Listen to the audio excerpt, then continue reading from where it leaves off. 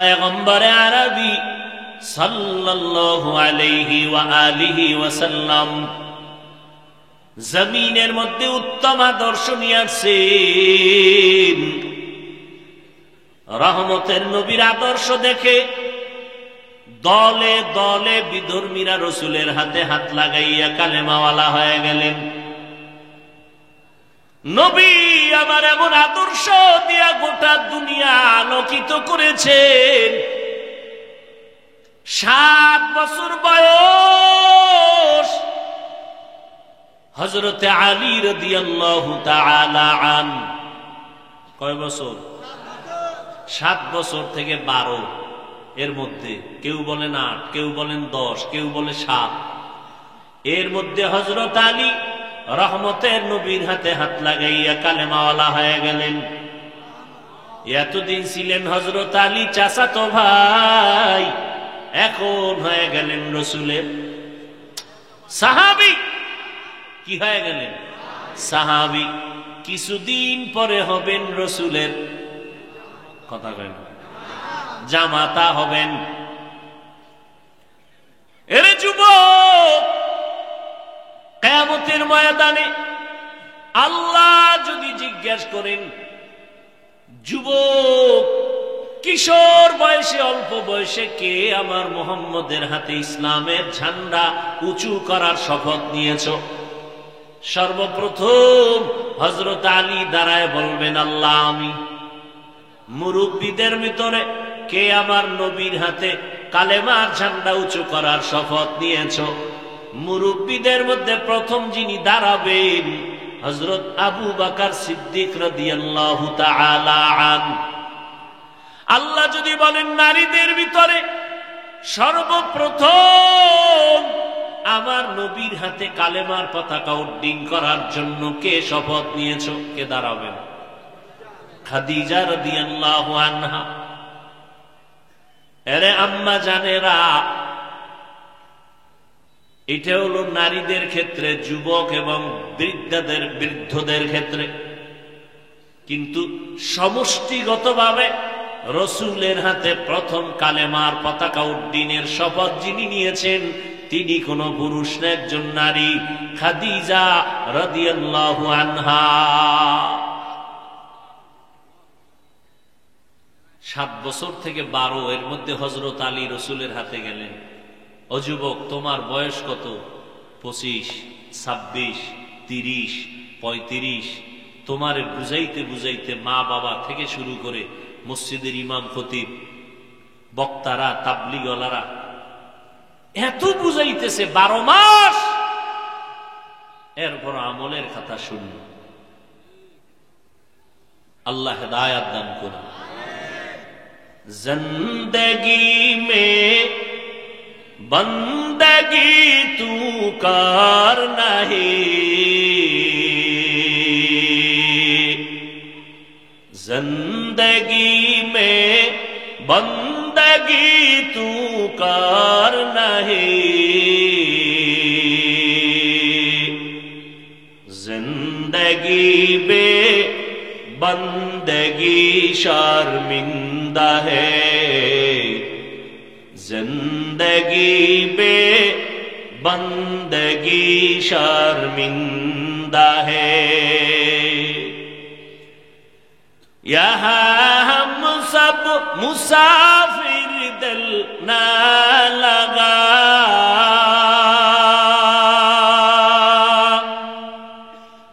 अहले दिल की नजर से रूह करता जा,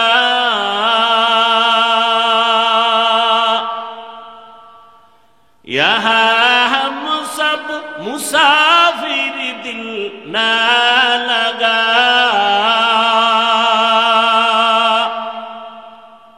अहले दिल की नजर से रूह करता जा,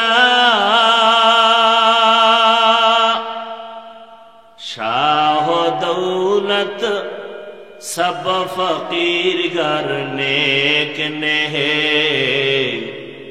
शाह दौलत सब फकीर घर नेक ने है, जिंदगी में बंदगी तू कर नहीं,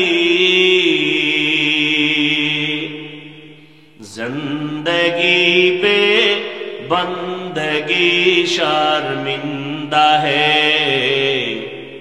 जिंदगी पे बंदगी शर्मिंदा है। এরে যুবক আল্লাহর গোলাম, 7 বছর থেকে 12 এর মধ্যেই হযরত আলী নবীর হাতে কালেমা পড়ে মুসলমান। এতদিন ছিলেন চাচাতো ভাই, এখন হয়ে গেলেন পয়গম্বরের সাহাবী। নবীর নজর এমন লাগাই লাগছে, আল্লাহ নবী হযরত আলীর জন্য কলিজা ভরে দোয়া করলেন, আনা দারুল হিকমা ওয়া আলিয়ুন বাবুহা। আমি মুহাম্মদ ইলম ও হিকমতের ঘর, আর ওই ইলম ও হিকমতের ঘরের দরওয়াজা হলো আমার সাহাবী আলী। আল্লাহ এমন জ্ঞানী দিছিলেন, এমন ইলম হযরত আলীকে দিছিলেন। হযরত আলী একদিন শুকর আদায় করে, রাজিনা কিসমাতাল জব্বার ফিনা লানা ইলমুন ওয়ালিল আ'দাই মালু ফাইন্নাল মালা ইয়াফনি আন কারিবিন ওয়া ইন্নাল ইলমা বাকিন লা ইয়াজালু ইলমেরা जाजो करदन बेहिसाब खल्क़े रादा दन जवाबे बासवाब हक नदारत दुस्ते खल्क़ा ज़ारे राह निस्ते ई खसलत के दीनदारे राह।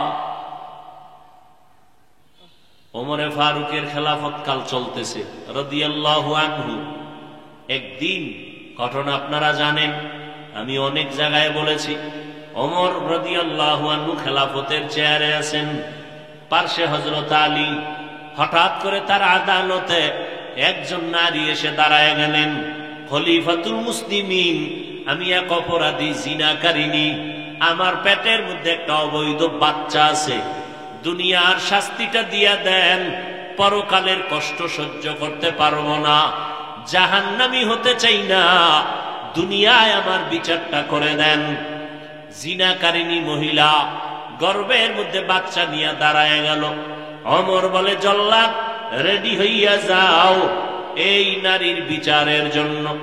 হযরত আলী বললেন, খলিফাতুল মুসলিমিন, আপনি এমন আদেশ দিবেন না অসতর্কতার কারণে না জানিয়া বাড়বে ইনসাফি হয়ে যায়।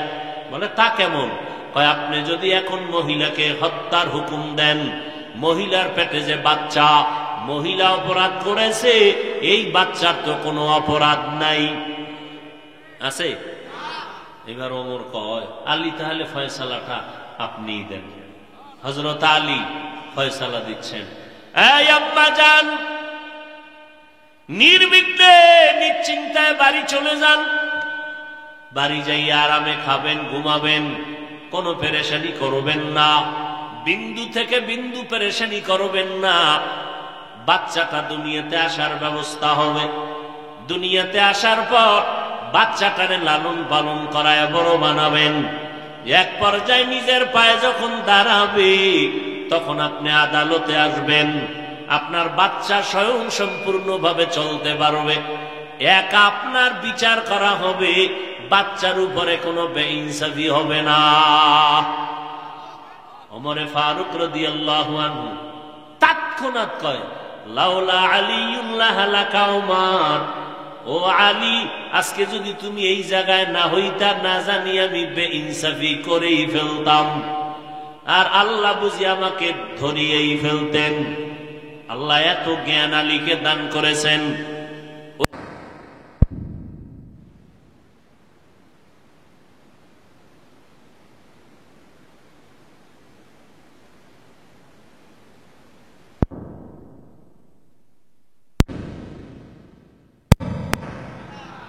নারীদের বেলায় রাদিয়াল্লাহু আনহা, পুরুষের বেলায় রাদিয়াল্লাহু আনহু। এটা একজন। আর যদি দুইজন হয়, নারীদের বেলায় আনহুন্না, পুরুষের বেলায় আনহুমা, অথবা বেশি হলে আরো আনহুম, রাদিয়াল্লাহু আনহুম। ফাতেমা রাদিয়াল্লাহু আনহা নবীর কলিজা, চারজন কন্যা, অতি আদরের ফাতেমা রাদিয়াল্লাহু আনহা। এক সময় নবীজি ফাতেমার বিবাহের ব্যবস্থা আলীকে করে দিলেন। আলীর জন্য নবী ফাতেমাকে দিয়া দিলেন। দুইজনের দাম্পত্য জীবন সুন্দরভাবে পরিচালনা করতেছেন। সেই আলী একদিন বলেন, আমি কোথাও থেকে রহমতের নবীর দরবারে আসলাম, মসজিদে নববীতে ঢুকলাম, দেখি নবী বসে আছেন। কোন দিক দিয়ে কথাটা আনছিলাম মনে আছে? ভালো মা। কই পাবেন ভালো মা? হযরত আলী বলেন, আমি ঢুকলাম, দেখতেছি সাহাবায়ে কেরাম নবীর সামনে বসা। নবীও পেরেশান, একটা প্রশ্নের জবাব চাইতেছেন, কেউ দিতে পারতেছেন না। প্রশ্নটা হলো, এই জমিনে নারীদের জন্য শ্রেষ্ঠ গুণের নাম কি? কোন গুণটা শ্রেষ্ঠ নারীর জন্য?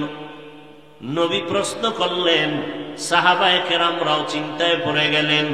হযরত আলী বললেন, আমি ঢুকলাম, কিছুক্ষণ অপেক্ষা করার পর আমি রহমতের নবীর ঘর থেকে বের হইয়া ডাইরেক্ট আমার ঘরে রওয়ানা। আমার ঘরের দরওয়াজায় গিয়া প্রথম আমি সালাম দিলাম, আসসালামু আলাইকুম ইয়া আহলাল বাইত। ঘরওয়ালারা শুনি ও এজাজত চাই, অনুমতি চাই সালাম দিয়া। না ফট করে লাথি মারবেন, দরজা খোল, খোলো কয় না, যে দরজায় ধাক্কা দিছে, খোলে নাই, গালাগালি শুরু। রসুলের সুন্নত আদর্শ কত স্মার্ট, কতটা স্পর্শকাতর। ইসলামের মতো শান্তির আর সহজ ধর্ম পৃথিবীতে আর একটাও নেই। অন্যগুলো কঠিন আর কঠিন আর কঠিন, ইসলাম হলো সহজ। ঘরে ঢুকবেন, আগে কি দিবেন? কি ঢুকার পরে না আগে? আসসালামু আলাইকুম ইয়া আহলাল বাইত।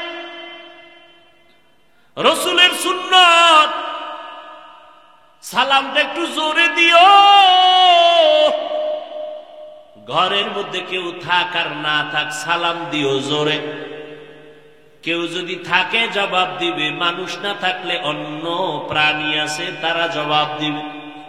দ্বিতীয় কথা, সালাম যদি জোরে দাও, যদি দোষণীয় কেউ থাকে, সব সালামের ধাক্কায় বের হয়ে যাবে। দোষণীয় কিছু থাকতে পারে না, কথা বলেন না কেন?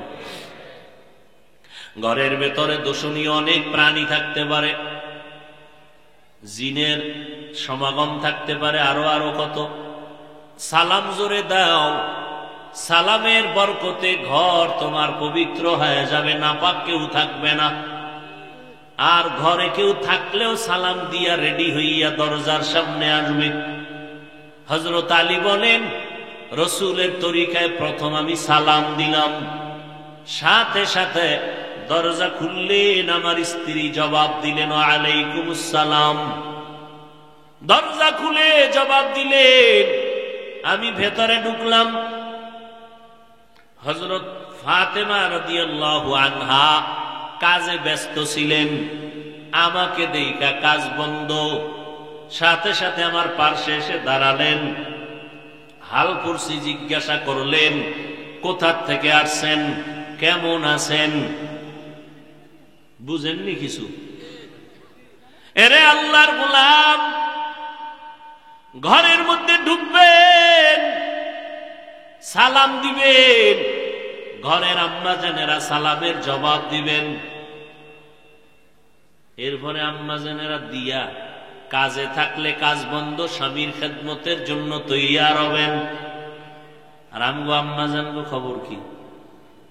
আপনি ঘরে যাওয়ার আগে হুইয়া হুইয়া টেলিভিশন চাইছিল, আপনি ঢুকার পরে এখন ব্যস্ততা বেড়ে গেছে, কাজ না থাকলেও কাজ। আপনি যদি বলেন একটু পানি দিবানি, কয় নিয়ে খাও। সালাম তো পরের বছর, আপনিও সালাম দেন না, হেও দেন, সমস্যা কি? দুজন এক নায়ের মাঝি হয়ে গেছে। আপনিও নামাজ পড়েন না, সেও নামাজ পড়ে না। ফাতেমা রাদিয়াল্লাহু আনহা দাঁড়ায় গেলেন, সব কাজ বন্ধ। হযরত আলী বলেন, রহমতের নবীর দরবার থেকে আসলাম, আব্বাজান কেমন আছেন? আলহামদুলিল্লাহ। আমি আবার যাব, সালাম দিয়েন। আব্বাজান কেমন হালাতে আছেন? পেরেশান। কারণটা কি? ও ফাতেমা, জানো, একটা প্রশ্ন নিয়া নিরসন করতে পারতেছেন না, প্রশ্ন চলতেছে, জবাব আসে না। প্রশ্নটা কি? হযরত আলী বলেন, ও ফাতেমা, প্রশ্নটা হলো এই জমিনে নারীদের জন্য শ্রেষ্ঠ গুণ কোনটা? জানুনি রে ফাতেমা? বলে জানি। জানাইয়া দেও, আমি রহমতের নবীর কাছে গিয়া খবরটা দিয়ে দেই। ফাতেমা রাদিয়াল্লাহু আনহা ডেকে বলেন, ও স্বামী আমার, পয়গম্বরের জানায়া দেন এই জমিনে নারীদের জন্য শ্রেষ্ঠ গুণ হলো বেগানার নজর থেকে নিজেকে বাঁচাইয়া রাখা। বেগানার নজর থেকে নিজেকে বাঁচাইয়া রাখবো, কারণ বেগানার নজর যত বেশি লাগবে তত নারীর ক্ষতি হবে, পুরুষের ক্ষতি হবে। এই জন্য আল্লাহ কয়, কুল্লিল মুমিনিনা ইয়াগুয্যু মিন আবসারিহিম ওয়া কুল্লিল মুমিনাতি ইয়াগুযুযনা মিন আবসারিহিন্না। এই মুমিন বললে নারী পুরুষ তো একসাথেই বোঝানো হয়। কুল্লিল মুমিনিনা ইয়াগুয্যু মিন আবসারিহিম, ও মুমিন, তোমাদের নজরটারে নিচে করে রাখো বেগানার থেকে। মুমিন বলতে নারী পুরুষ এক কথা ঢুকানো আছে। মুমিন বললে নারীও বুঝায়, পুরুষও বুঝায়। ও পুরুষেরা, বেগানা নারীর থেকে নজর নিচে রাখো। ও নারীরা, বেগানার থেকে নজর নিচে রাখো। কিন্তু আল্লাহ আবার নারীদের বেলায় আলাদা বলতেছেন, ওয়াকুল্লিল মুমিনাতি ইয়াগুযুযনা মিন আবসারিহিন্না, ও নারী মুমিনেরা, তোমরাও বেগানা পুরুষ থেকে নজর নিচে রাখো। কারণ চোখ দিয়া হবে দর্শন। চোখ দিয়া কি হবে? দর্শন। এখান থেকেই উদ্বোধন হবে ধর্ষণের। অতএব ধর্ষণ যদি বন্ধ করতে চাও, আগে চোখের দর্শন বন্ধ করে দাও, চোখের হেফাজত করো। ফাতেমা রাদিয়াল্লাহু আনহা বললেন, নারীদের জন্য শ্রেষ্ঠ গুণ হলো বেগানার থেকে নিজেকে বাঁচাইয়া রাখা। হযরত আলী দৌড়ায় গেলেন রহমতের নবীর দরবারে। ও আলী, কোথা থেকে আসলেন? ঘর থেকে। আমার ফাতেমা কেমন আছে? আলহামদুলিল্লাহ। ও নবী, আপনার কলিজার থেকে জবাব পেয়েছি, সঠিক অ্যান্সার দিয়েছে আমার ফাতেমা। নারীদের জন্য শ্রেষ্ঠ গুণ বেগানার থেকে নিজেকে বাঁচাও, নজর থেকে হেফাজত করো। এরে পর্দার আড়ালের আম্মা জান, চোখের গুনাহ থেকে নিজেকে বাঁচাও। যার সাথে বিয়া জায়েজ, বিয়ার আগে তার সাথে দেখা জায়েজ নাই। হ্যাঁ, বিবাহ করবে বলিয়ে যদি দেখতে আসে ভিন্ন কথা, তবে যে বিবাহ করবে সে দেখবে, ভিন্ন পুরুষেরা দেখা জায়েজ নাই, হারাম। এরে আল্লাহর বান্দারা, ভালো একটা মা ঘরে আনবা যদি ভালো সন্তান দুনিয়াতে রেখে যেতে চাও। বেগানার নজর থেকে মা হেফাজতে থাকবেন এমন একটা মা ঘরে আনো। মায়ের দ্বিতীয় গুণ হবে কোরআন তেলাওয়াত করনেওয়ালা নারী। পর্দা রক্ষা করে, কোরআন পড়ে, যার কোরআন সিনায় আছে, ওই মা কোনদিন গুনাহের কাজে ডাইরেক্ট লিপ্ত হবে না। এমন একটা মা ঘরের মধ্যে যদি আনতে পারো যৌতুকবিহীন, নাকি যৌতুক সহ? যৌতুক হালাল না হারাম? সরকারি আইনেও হারাম, আল্লাহর আইনেও হারাম। ভালো মেয়ে যদি ঘরে আনতে চাও, দেখবা বেগানার নজর থেকে পর্দা রক্ষা করেনি, কোরআন পড়তে জানেনি, যৌতুক না বরং তাকে পুরস্কার দিয়া নিয়ে আসবা। তার থেকে বিদেশের ভিসা কেন? হারাম। তুমি তাকে পুরস্কার দিয়া নিয়ে আসবা। ঘরের মধ্যে আনার পর এবার আল্লাহর কাছে দুজনে দোয়া করতে হবে, রব্বি হাবলি মিন লাদুনকা যুররিয়াতান তাইয়্যিবাতান ইন্নাকা সামিউদ দুআ।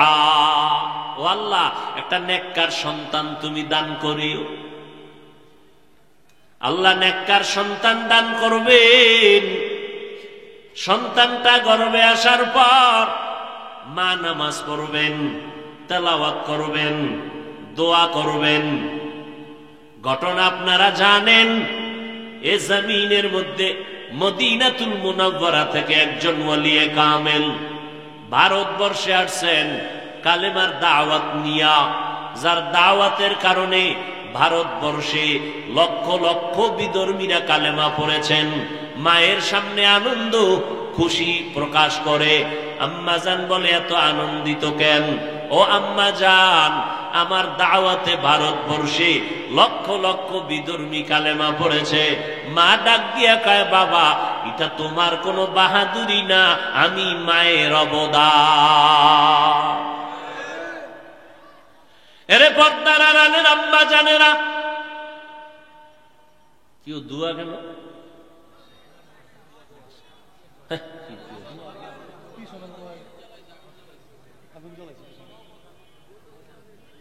ভাইরা আমার, মা বলে এটা আমার অবদান। বলে তা কেমন? মা ডাক দিয়া বলে, রে বাবা, তুই যখন আমার গর্ভে আসছো, আমি একটা রাত ঘুমাই নাই, সেজদায় পড়ে কান্না করেছি। ও দয়ার মালিক, আমার গর্ভের সন্তানটাকে তোমার খাস ওলি বানাইও রে আল্লাহ। তুই দুনিয়াতে আসছো, আমি মা তোরে লালন পালন করেছি। আমি মা তোকে যতদিন পর্যন্ত বুকের দুধ পান করাইছি, বিনা অজুতে একটা ফোঁটা দুধ আমি তোমার মুখে দেই না। এমন একজন মায়ের সন্তান যে বিনা অজুতে বাচ্চাকে দুধ দেয় না, এই সন্তান ভালো হবে না তো কাটটা হবে।